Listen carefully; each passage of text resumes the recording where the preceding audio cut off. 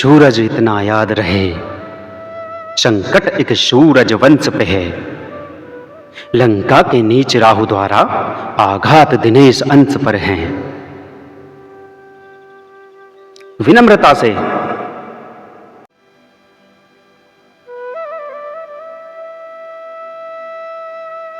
सभी दर्शकों को करबद्ध प्रणाम।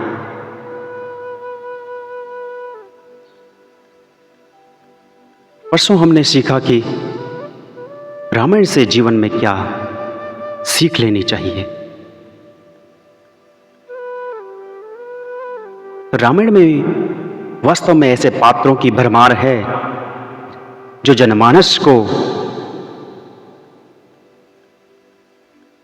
जीवन जीने की कलाएं सिखाती है कि किस तरीके से अपने जीवन में वाक्पटुता होनी चाहिए, किस तरीके से जीवन में विनम्रता होनी चाहिए, किस तरीके से जीवन में शक्ति के साथ भक्ति होनी चाहिए। तो रामायण की इसी कड़ी में जो रामायण के ऐसे पात्र हैं जिनसे हमें विनम्रता सीखनी चाहिए और जिनसे हमें यह सीख मिलती है कि सत्य के साथ किस प्रकार भक्ति में लीन रहा जा सकता है।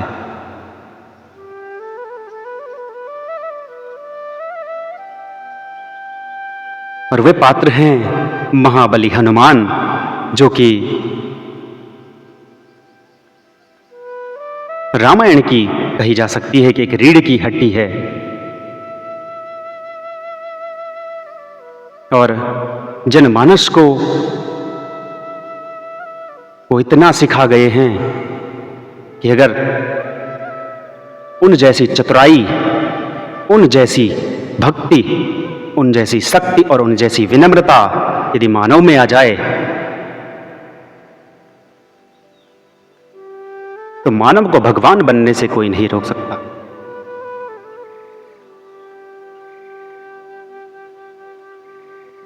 क्योंकि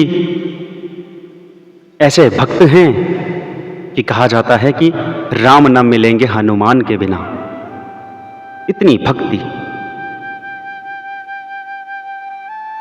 अगर आप किसी संगठन में कार्य कर रहे हों और आपके पास आप हनुमान जैसे कार्य कर रहे हों, उनके गुणों का अनुसरण कर रहे हों, तो उस कंपनी के मुखिया से पहले आपको पूछा जाता है।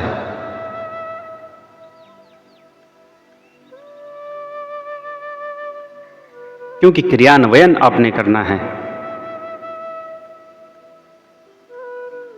उसी प्रकार कहते हैं कि भगवान राम न मिलेंगे हनुमान के बिना।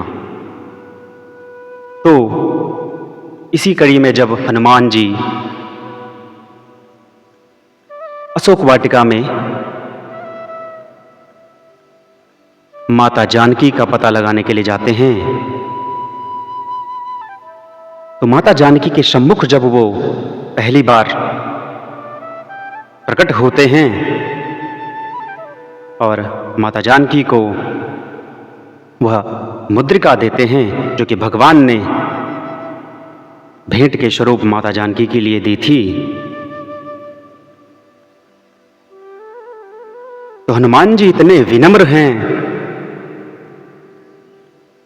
हनुमान जी इतने शक्ति में भक्ति रखने वाले हैं कि उन्होंने माता जानकी के सामने ये नहीं कहा कि मैं पवन पुत्र हनुमान, मैं वो हूं जिसने बचपन में सूर्य को मुख में रखने का साहस किया था। नहीं, हनुमान जी क्या कहते हैं? रामदूत मैं मातु जानकी, सत्य शपथ करुणा निधान की। कहते हैं कि मां मेरी बस एक औकात यही है कि मैं राम का दूत हूं और उन्हीं की शपथ खाकर कहता हूं, क्योंकि मेरा आराध्य वही है।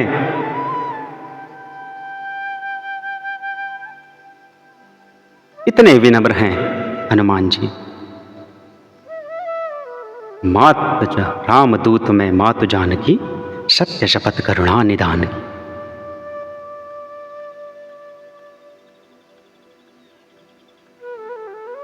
और रामायण की अगली कड़ी में जब राम दल और रावण दल में भयंकर युद्ध छाया, तो लक्ष्मण, जिन्हें सौमित्र भी कहते हैं क्योंकि सुमित्रा के पुत्र हैं, तो जब सौमित्र को मूर्छा आई, मेघनाद के द्वारा उन पर प्राणाघात हमला किया गया और उनको मूर्छा आ गई, तो हनुमान जी विभीषण के कहने पर सुषेण वैद्य को लाए। तो उन्होंने कहा कि मंदरांचल पर्वत पर कोई जड़ी बूटी है, लेकिन वो रातों रात सूर्योदय से पहले आनी चाहिए, तभी लक्ष्मण के प्राण बच सकते हैं, अन्यथा कोई उपाय नहीं है।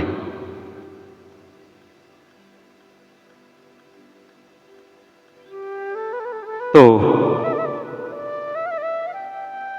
इसी कड़ी में हनुमान जी की विनम्रता, हनुमान जी की कूटनीति, हनुमान जी की कूटनीति को अगर देखना हो तो ये प्रकरण आपको जरूर सुनना चाहिए।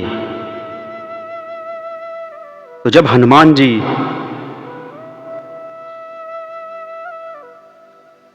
आसमान में उड़ान भरी संजीवनी बूटी लाने के लिए,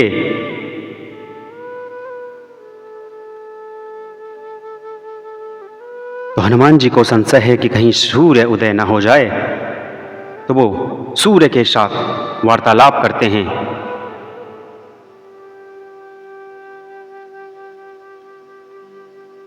अब आप कहोगे, या श्रोताओं के मन में एक सवाल उत्पन्न होगा कि रात में सूर्य के साथ कैसे वार्तालाप हो सकता है। वास्तव में सूर्य डूबता नहीं है, बल्कि हमारी मां पृथ्वी सूर्य को अपने पीछे रख लेती है। क्योंकि साइंस के हम विद्यार्थी हैं, और जब सूर्य तो अपनी स्टेबल पोजीशन पे रहता है और पृथ्वी रोटेशनल मूवमेंट करती है या पृथ्वी घूमती है, तो जब पृथ्वी के एक सिरे में रात होती है तो दूसरे सिरे में अंधेरा हो जाता है। उस टाइम जब रात थी तो हनुमान जी सूर्य के साथ वार्तालाप करते हैं, और कवि ने अपनी कल्पना के बीज इस तरीके से बोए हैं।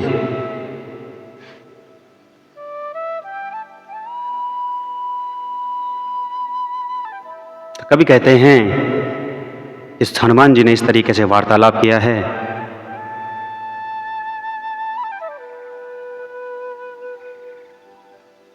हे सूरज इतना याद रहे, संकट एक सूरज वंश पे है, लंका के नीच राहु द्वारा आघात दिनेश अंश पर हैं। विनम्रता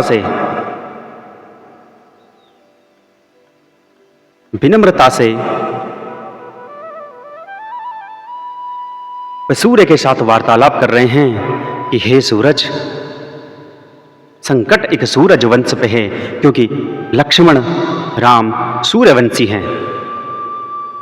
संकट एक सूरज वंश पे है, लंका के नीच राहु द्वारा आघात दिनेश अंश पर है। प्रणाम करके कहते हैं, इसलिए छिपे रहना भगवन, जब तक न जड़ी पहुंचा दूं मैं, बस तभी प्रकट होना दिनकर, जब संकट निशा मिटा दूं मैं।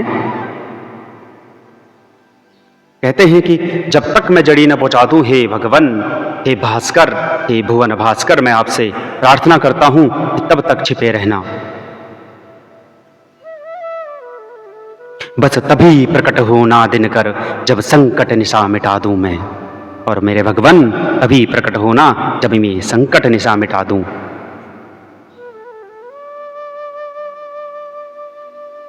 और फिर कहते हैं, मेरे आने से पहले यदि किरणों का चमत्कार होगा तो सूर्यवंश में सूर्यदेव निश्चित ही अंधकार होगा।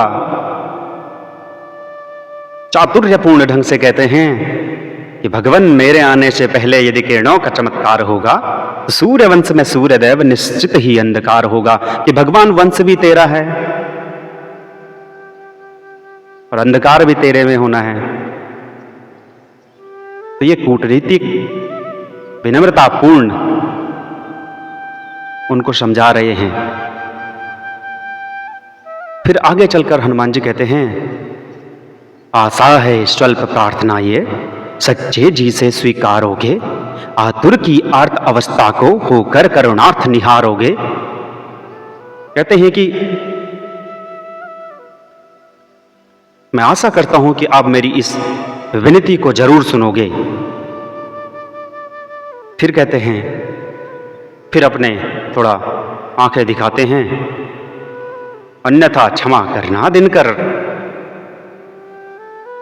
अंजनी तनय से पाला है, बचपन से जान रहे हो तुम हनुमत कितना मत वाला है। थोड़ा आंखें दिखाई और कहा कि बचपन से जान रहे हो तुम हनुमत कितना मत वाला है। फिर थोड़ा रौद्र रूप में कहते हैं, मुख में धर रखने का फिर वही क्रूर साधन होगा, बंदी मोचन तब होगा जब लक्ष्मण दुख मोचन होगा।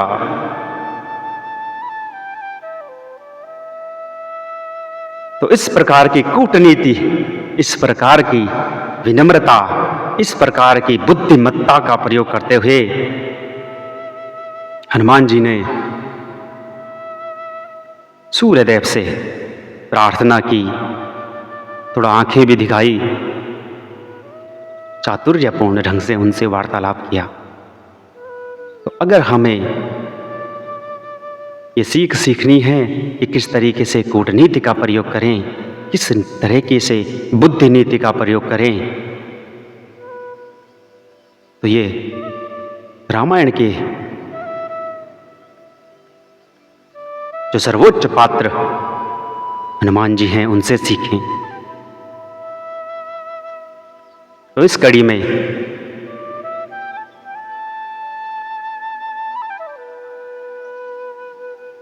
विराम लेने की आज्ञा लेता हूं। अगली कड़ी में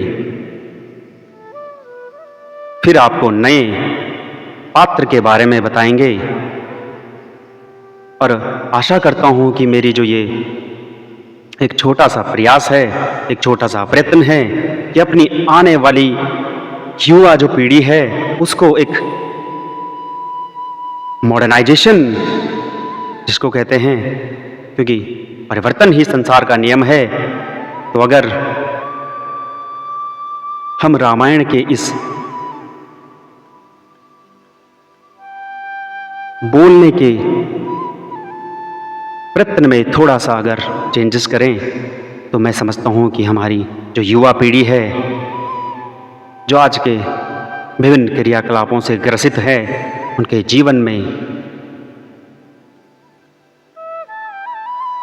इस तरीके के विचार लाना उचित रहेगा। और आशा करता हूं कि आप सभी जो श्रोता हैं, जो दर्शकगण हैं, वो मेरा साथ देंगे, क्योंकि आपके साथ के बिना ये जो बेड़ा है ये पूरा नहीं हो सकता।